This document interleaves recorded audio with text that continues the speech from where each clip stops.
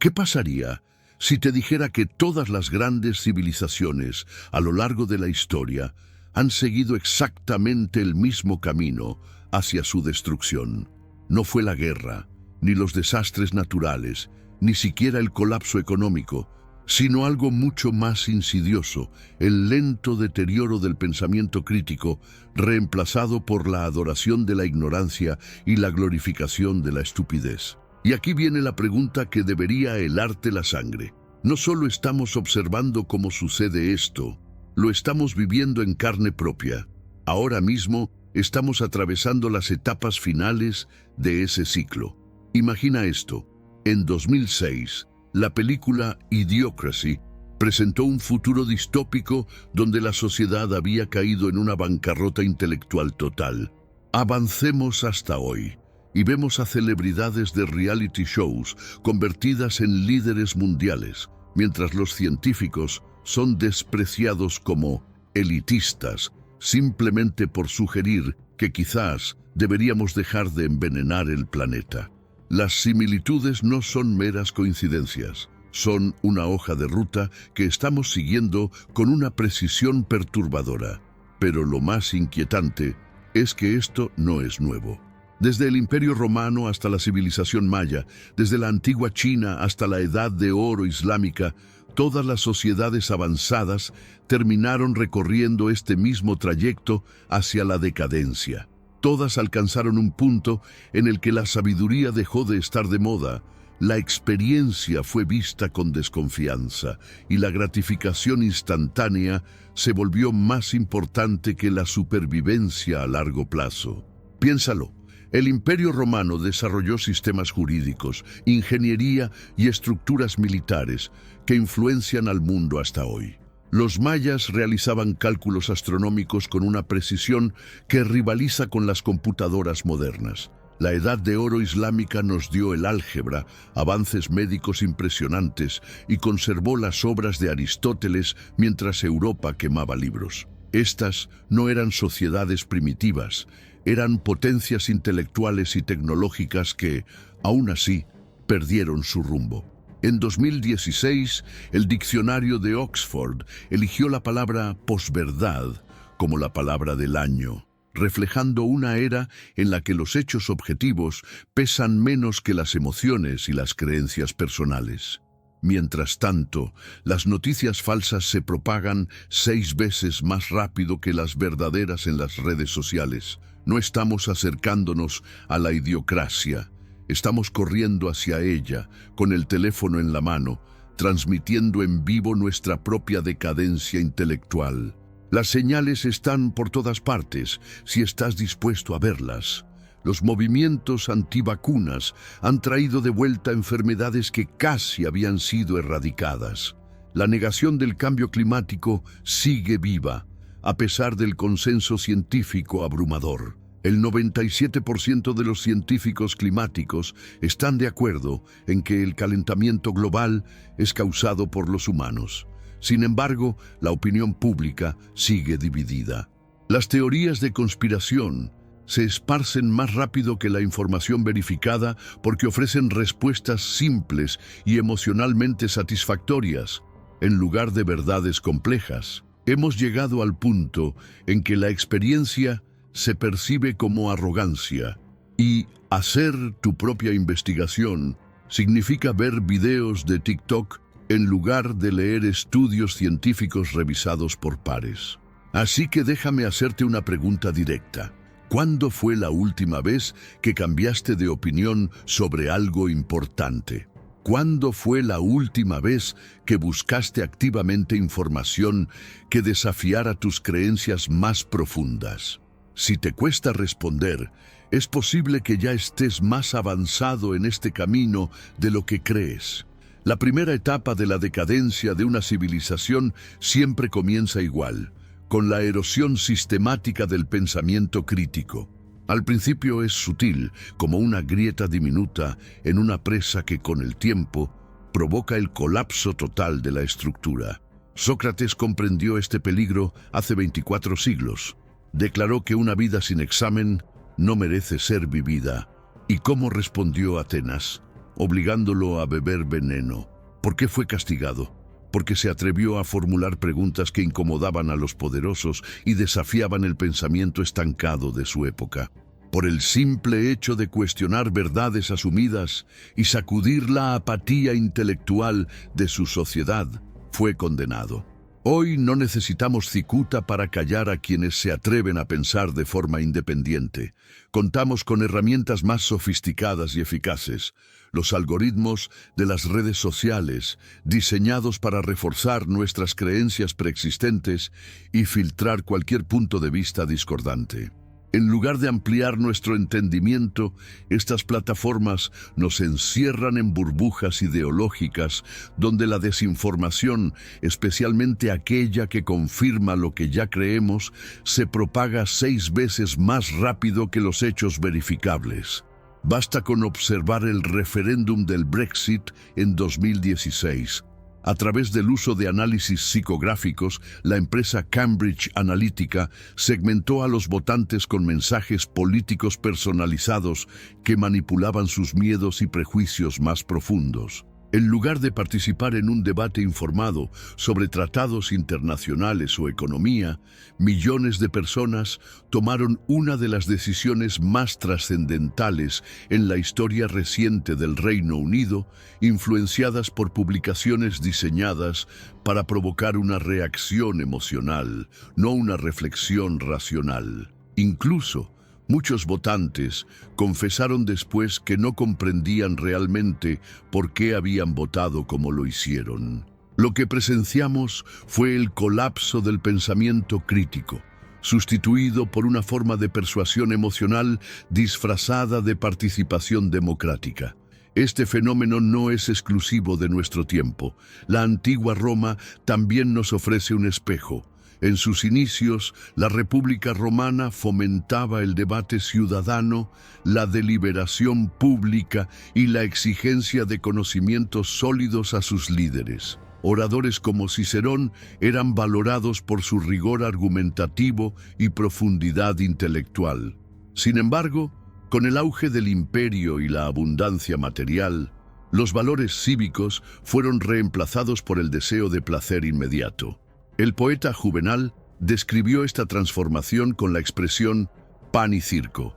El pueblo renunció a su rol crítico a cambio de entretenimiento superficial y bienestar momentáneo. ¿Te suena familiar? Hoy vemos cómo se desmantelan sistemáticamente los pilares del pensamiento analítico. Entre 1970 y 2018, las matrículas en carreras de humanidades en universidades occidentales se redujeron del 17% al 8%. Filosofía, la disciplina que nos enseña a razonar, a cuestionar y a buscar sentido, está siendo marginada del currículo académico. Estamos eliminando precisamente aquellas herramientas intelectuales que nos permiten resistir la manipulación, identificar falacias y construir argumentos sólidos. Este empobrecimiento no se limita a las aulas. Observa cómo interactuamos con la información. La mayoría de las personas comparten artículos en redes sociales sin leer más de 15 segundos del contenido. Nos hemos entrenado para reaccionar a titulares impactantes en lugar de analizar contextos o matices. La inmediatez ha ganado terreno sobre la comprensión profunda. Piénsalo bien. ¿Tu educación te enseñó a pensar de forma crítica o simplemente a repetir lo que se te dijo? ¿Te animaron a desafiar la autoridad con preguntas fundamentadas o a obedecer sin cuestionamientos? La respuesta puede arrojar luz sobre muchas de las crisis actuales. La decadencia del pensamiento racional no ocurre de un día para otro. Es un proceso gradual, como una enfermedad que invade un bosque. Primero afecta a unos pocos árboles, pero si no se detiene, termina por destruir todo el ecosistema intelectual, dejando un terreno estéril donde ya no florecen las ideas complejas. Y cuando el pensamiento se debilita, llega una segunda etapa aún más peligrosa: el culto al placer inmediato. Las civilizaciones en este punto pierden su capacidad de pensar a largo plazo. El yo ahora sustituye al nosotros después. Alexis de Tocqueville lo advirtió al analizar la democracia estadounidense. Señaló que las sociedades democráticas podrían volverse tan dependientes del confort individual que terminarían por sacrificar su visión a futuro. Lo llamó despotismo suave, no una tiranía violenta, sino una esclavitud placentera basada en el entretenimiento constante y la gratificación instantánea. Friedrich Nietzsche fue más lejos aún. Predijo la llegada del último hombre, una figura obsesionada con la seguridad y el confort, incapaz de asumir riesgos, de realizar sacrificios o de aspirar a algo que trascienda su existencia efímera. Imaginó a estos hombres preguntándose con desconcierto: ¿qué es el amor? ¿Qué significa crear? ¿Qué es el deseo profundo? ¿Qué representa una estrella? Todas ellas preguntas que exigen mirar más allá del presente inmediato, preguntas que hoy muchos han dejado de hacerse. Un ejemplo histórico claro lo encontramos en la civilización maya. En su apogeo, los mayas eran astrónomos y matemáticos brillantes.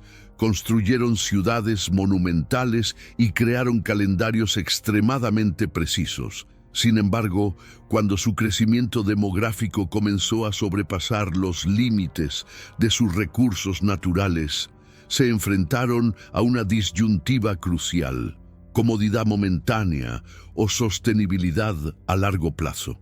Pese a contar con datos evidentes sobre la deforestación, la erosión del suelo y la escasez de agua, sus líderes optaron por continuar expandiendo su influencia y mantener sus estilos de vida opulentos. Podían predecir eclipses con siglos de anticipación, pero no supieron aplicar ese conocimiento al manejo responsable de su entorno.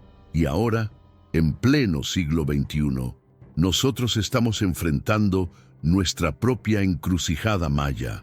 Contamos con más conocimientos científicos que cualquier otra civilización en la historia. Podemos anticipar patrones climáticos con décadas de antelación. Comprendemos con exactitud cómo las actividades humanas están afectando los sistemas naturales del planeta. Sin embargo, nuestras decisiones continúan guiándose por intereses de corto plazo. Los resultados financieros trimestrales, los ciclos electorales y las promesas políticas que priorizan lo inmediato sobre lo duradero. La historia nos advierte, pero seguimos ignorando las señales, repitiendo los errores del pasado con tecnologías más avanzadas, pero con la misma ceguera estratégica. He aquí una pregunta que toca el núcleo mismo de nuestra existencia colectiva. Si supieras con absoluta certeza que las decisiones que tomas hoy, tus hábitos, tu consumo, tus prioridades, definirán si tus nietos heredan un planeta habitable o uno en ruinas, ¿cambiarías algo en tu estilo de vida? Y si tu respuesta es afirmativa, ¿por qué no has comenzado ya ese cambio? Esta contradicción no es resultado de ignorancia ni de falta de inteligencia.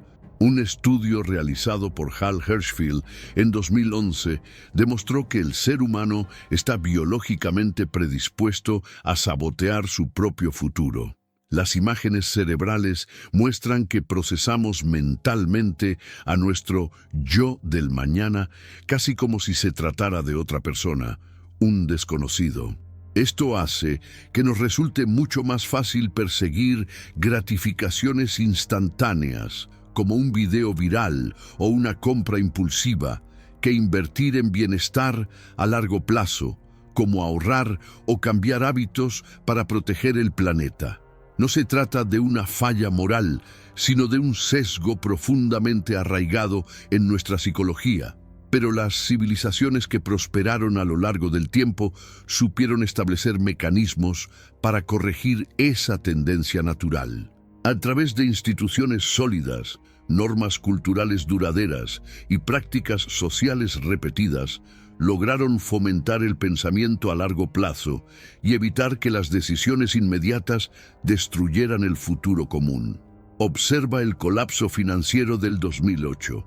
Altos ejecutivos de Wall Street estaban completamente conscientes de que los créditos hipotecarios de alto riesgo eran una bomba de tiempo. Incluso en correos electrónicos internos los describían como basura tóxica. Sin embargo, como generaban ganancias descomunales a corto plazo, continuaron vendiéndolos, al tiempo que presionaban contra cualquier intento de regulación. Cuando la economía colapsó, millones de personas perdieron sus hogares, sus ahorros, su estabilidad. Pero los responsables fueron rescatados con fondos públicos y continuaron enriqueciéndose. Este no fue un error aislado, sino un reflejo claro del narcisismo a corto plazo, elevado al nivel estructural, beneficios privados inmediatos, costos sociales diferidos. Y esto no ocurre solo en las altas esferas.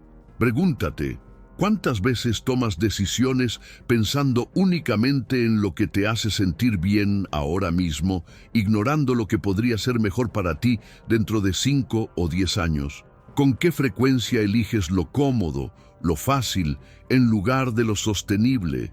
Estas decisiones cotidianas, en apariencia inofensivas, son los ladrillos invisibles de la decadencia de una civilización. El verdadero peligro surge cuando millones repiten ese mismo patrón individual de evasión, acelerando la degradación colectiva. Y luego llega la etapa más alarmante, el desprecio sistemático por el conocimiento experto.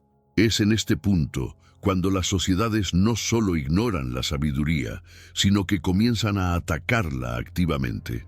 Carl Sagan advirtió sobre este fenómeno hace décadas. Señaló que vivimos en una civilización profundamente dependiente de la ciencia y la tecnología, y sin embargo, la mayoría de las personas no entiende cómo funcionan. Para él, esta desconexión era una receta para el desastre.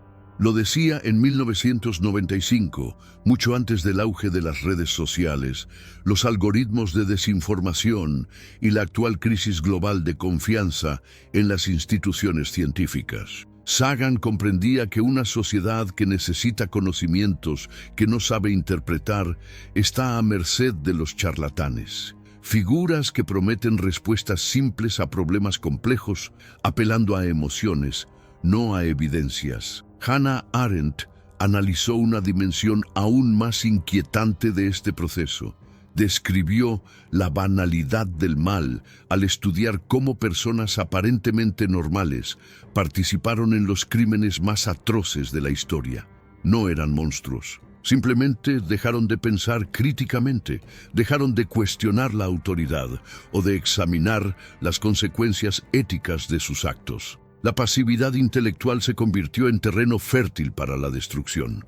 La historia del Imperio Ming en China es un ejemplo ilustrativo. Durante siglos, China fue líder mundial en navegación, ciencia y tecnología.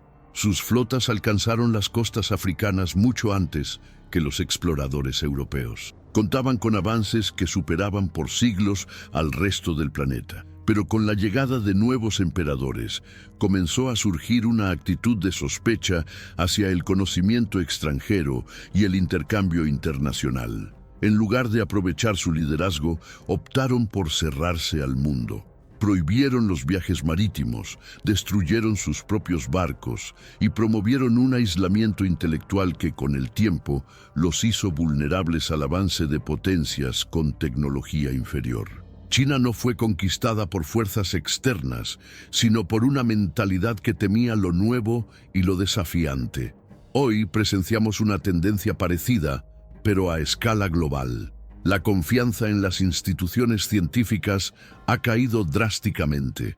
En Estados Unidos, por ejemplo, el porcentaje de personas que confiaban en que los científicos actuaban en interés público pasó del 87% en 1973 al 57% en 2019. Esta desconfianza tuvo consecuencias devastadoras durante la pandemia de COVID-19. A pesar de contar con los sistemas de investigación médica más avanzados en la historia humana, millones de personas prefirieron hacer caso a influencers sin formación que a epidemiólogos y expertos en salud pública. El resultado fue predecible: muertes evitables, caos informativo, decisiones basadas en rumores. El caso de la ivermectina es un símbolo de esta crisis. Un medicamento antiparasitario para animales fue promovido como solución mágica frente a vacunas desarrolladas por científicos con décadas de experiencia en virología e inmunología. No se trató simplemente de desinformación, sino de una actitud hostil hacia la ciencia misma. Aún más preocupante fue la reacción ante medidas simples y comprobadas como el uso de mascarillas o el distanciamiento físico. No eran procedimientos complicados ni invasivos, pero muchos lo rechazaron, no por razones médicas, sino porque seguir recomendaciones de expertos se percibía como una amenaza a su libertad individual. La salud pública se convirtió en un campo de batalla ideológico, donde se discutía lealtad política en lugar de protección mutua. Y ahora quiero que reflexiones de forma sincera. ¿A cuántos expertos confías realmente? ¿Tu médico, tu mecánico, el meteorólogo del noticiero? Entonces, ¿por qué no confías en los científicos del clima? ¿Qué los hace diferentes? ¿Acaso la evidencia es menos sólida o simplemente sus conclusiones desafían creencias que no estás preparado para reconsiderar? Porque aquí es donde todo se conecta. Estos no son tres procesos aislados. El abandono del pensamiento crítico, el culto al placer inmediato y el rechazo al conocimiento especializado forman parte de un mismo ciclo, un patrón histórico que ha marcado el declive de múltiples civilizaciones. Y lo más preocupante es que hoy lo estamos repitiendo con una velocidad y una escala nunca antes vistas. Estos tres factores, la decadencia intelectual, el pensamiento a corto plazo y el rechazo a la experiencia, no son procesos aislados. Forman una espiral interconectada, una especie de bucle de fatalidad en términos psicológicos. Cuando el pensamiento crítico se debilita, las personas se vuelven más vulnerables al pensamiento inmediato porque ya no tienen la capacidad de comprender consecuencias complejas a largo plazo. Cuando predomina la gratificación instantánea, se pierde la paciencia para el trabajo riguroso que requiere la verdadera experiencia. Y cuando se rechaza la experiencia, las decisiones se vuelven cada vez más deficientes, lo que genera nuevos problemas y alimenta aún más la desesperación por soluciones simples. El cambio climático representa la prueba definitiva de si nuestra civilización es capaz de romper este ciclo. Afrontarlo exige precisamente las tres cosas que estamos perdiendo: pensamiento crítico para entender sistemas complejos, planificación a largo plazo más allá del confort inmediato y confianza en el conocimiento científico. Y sin embargo, incluso aquí, el ciclo se acelera. Un estudio de 2020 reveló que los desastres climáticos, en lugar de impulsar la acción, en muchas comunidades reducen el apoyo a políticas ambientales. ¿Por qué? Porque cuando las personas están sumidas en la urgencia de una crisis, pierden la capacidad mental para pensar en el largo plazo. Quieren culpables, soluciones inmediatas, alivio rápido. Así es como mueren las civilizaciones. No con colapsos dramáticos, sino en espirales graduales, donde cada problema agrava el siguiente y cada retroceso hace más difícil coordinar respuestas colectivas. Los mayas no desaparecieron de un día para otro. Fueron perdiendo poco a poco la capacidad de actuar en conjunto. Roma no cayó en una jornada. Su decadencia fue la lenta erosión de las virtudes cívicas que la habían hecho fuerte. Entonces, ¿somos la Roma del año 400, convenciéndonos de que todo está bien mientras se desmoronan los cimientos? ¿O somos los mayas del año 800, tan concentrados en apagar incendios inmediatos que no vemos el colapso sistémico acercarse? Pero aquí está el punto clave. Algunas civilizaciones sí logran romper el ciclo. Algunas sociedades encuentran formas de renovarse, de recuperar el pensamiento crítico y de reconstruir su capacidad para planificar con sabiduría. El ejemplo más famoso es el Renacimiento. Europa había caído en una especie de oscuridad intelectual. El conocimiento estaba confinado a las élites religiosas, pensar con libertad era castigado, y la mayoría vivía en la ignorancia. ¿Qué cambió? No fue una figura heroica, ni un avance tecnológico aislado. Fue un cambio cultural profundo. Se volvió a valorar el aprendizaje, la duda, la curiosidad intelectual. La recuperación de textos clásicos reavivó el pensamiento crítico. Los mecenas financiaron proyectos intelectuales a largo plazo y la imprenta democratizó el acceso al conocimiento sin deslegitimar la autoridad del saber. ¿Por qué funcionó el Renacimiento cuando otros intentos de renovación fracasaron?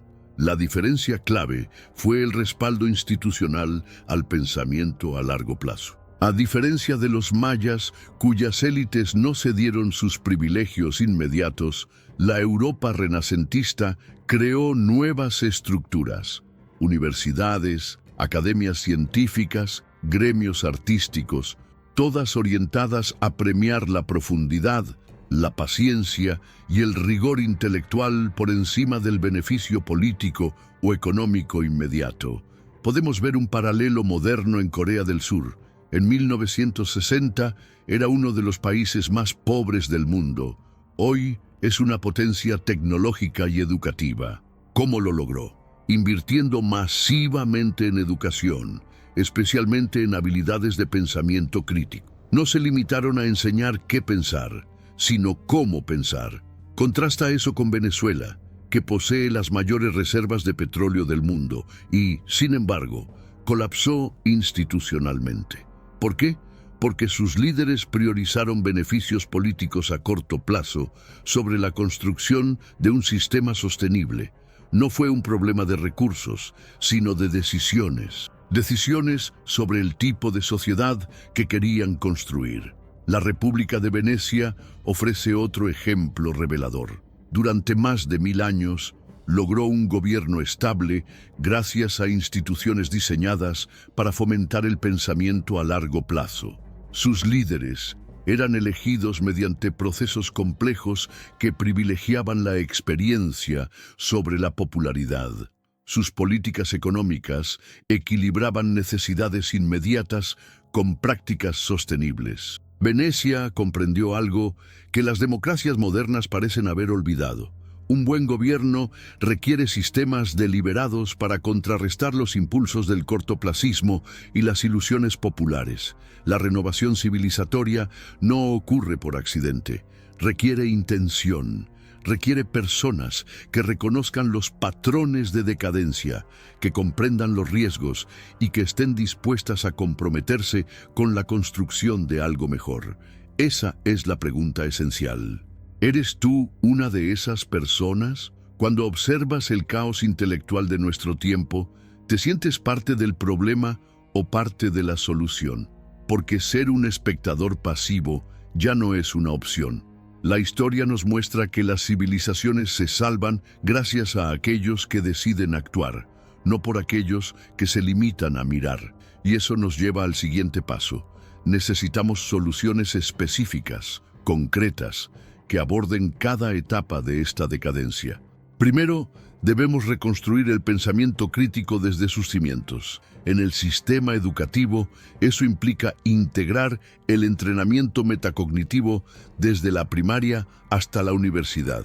No basta con enseñar datos, hay que enseñar a evaluar fuentes, identificar sesgos cognitivos y razonar de manera sistemática frente a problemas complejos. El sistema educativo de Finlandia ya aplica este enfoque.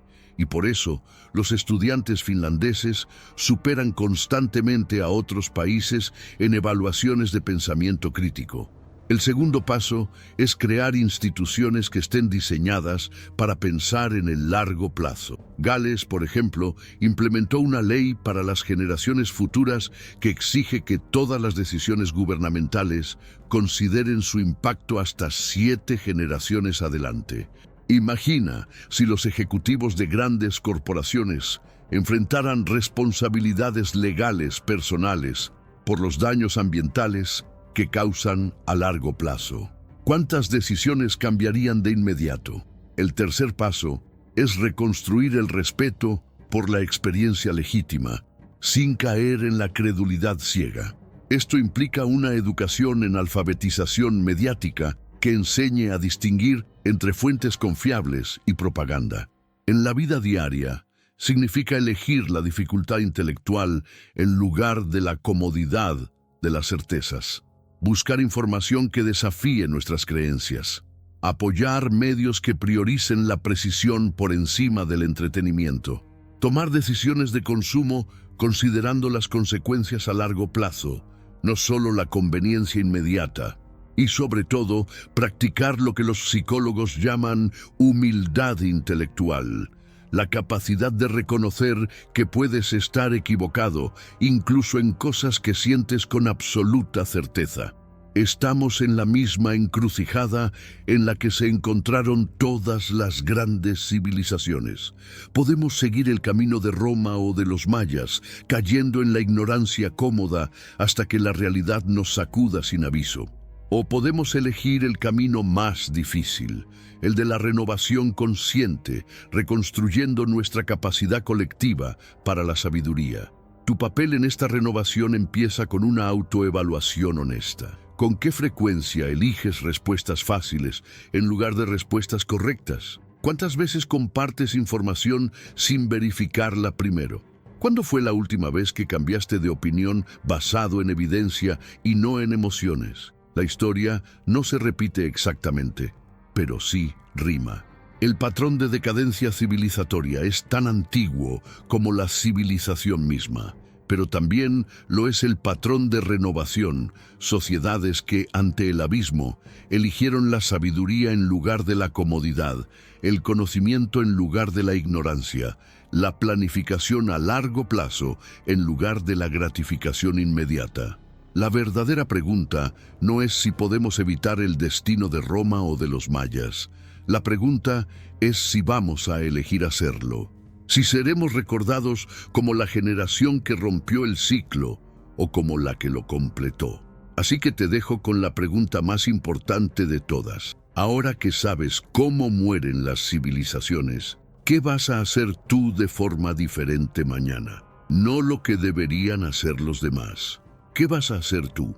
Si este video cambió la forma en que ves nuestro momento civilizatorio, probablemente haya alguien en tu vida que necesita escucharlo también. Esa persona que todavía cree que los problemas se resolverán solos. Ese familiar que ya se rindió y dejó de involucrarse con ideas difíciles. Ese colega que se refugió en la seguridad de sus certezas. Compártelo. No para demostrar que tienes razón, sino porque la conversación sobre nuestro futuro no puede seguir ocurriendo dentro de cámaras de eco. Tiene que suceder en los espacios incómodos, donde chocan distintas perspectivas y comienza el pensamiento real. Recuerda esto, el futuro de la civilización humana no depende de algún ellos abstracto. Depende de ti, de mí, de cada uno de nosotros haciendo elecciones distintas. La decisión es nuestra. El momento es ahora. Y las consecuencias no podrían ser más importantes. Y aquí va lo que nunca debes olvidar. Cada gran renovación en la historia comenzó con personas que se negaron a aceptar que el declive era inevitable. Personas que eligieron el camino difícil de las preguntas en lugar del camino fácil de las certezas. Personas que entendieron que el futuro no es algo que simplemente nos sucede, es algo que creamos, una decisión a la vez. La conversación sobre el mañana empieza hoy y empieza contigo.